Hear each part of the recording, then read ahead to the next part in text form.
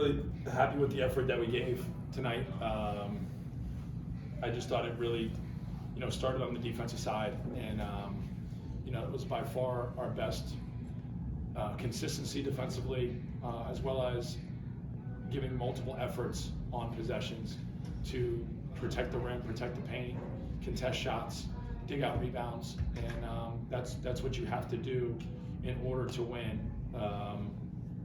Division I games. Have you seen spurts of that coming? I mean, I wasn't at the games out in Wisconsin. That Milwaukee game looked like it was competitive. Did you see things that might have led to this? I don't know.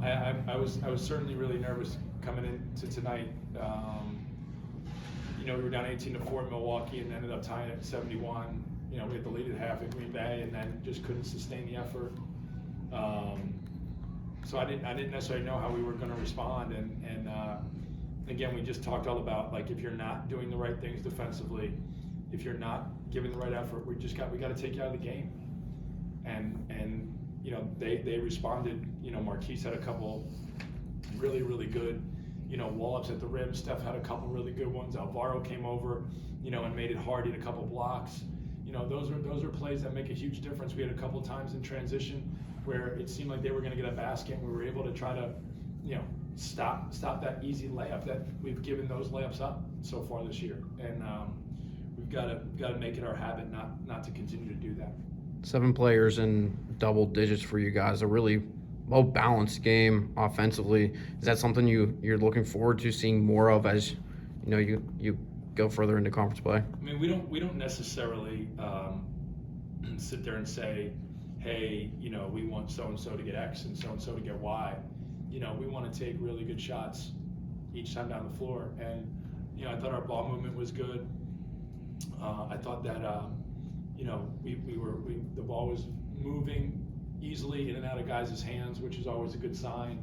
I thought we did a good job of playing inside out, getting the ball into the paint. I thought Marquise and Steph in particular early were unselfish when they got it in there. Like, I thought the first time Steph got it, he turned it over. I thought it was his turn to go score.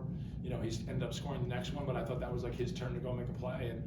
And we got to just keep trying to stay with that. Some of our best teams have had multiple guys that have averaged from 9 points to 15 points, and on any given night, one guy could get 15 and the other could get 8, and that's okay, right? That's okay. That's what it's supposed to be. And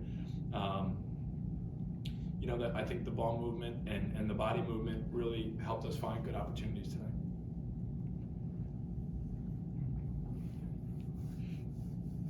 Holding a team to 48 points is something you guys defensively haven't been able to do this year. And just speak on your team's defensive effort there, just being active and just having one of your better games defensively this year.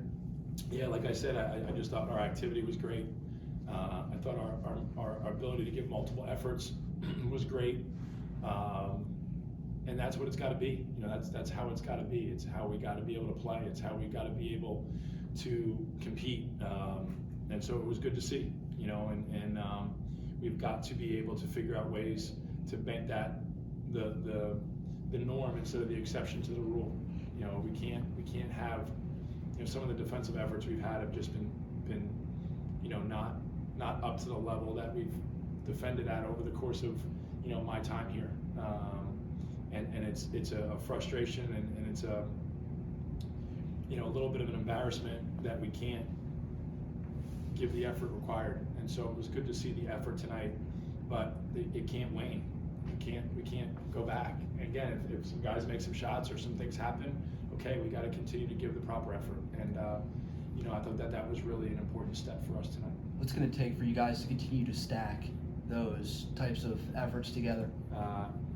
Come in here tomorrow, watch film just like we always watch film, get back on the court on Saturday and put the work in. That's what it takes. There's no mystery to it. It's like, do you want to do that as a player and as a collective group? And if you do, then we'll have a chance to continue to have those kind of efforts.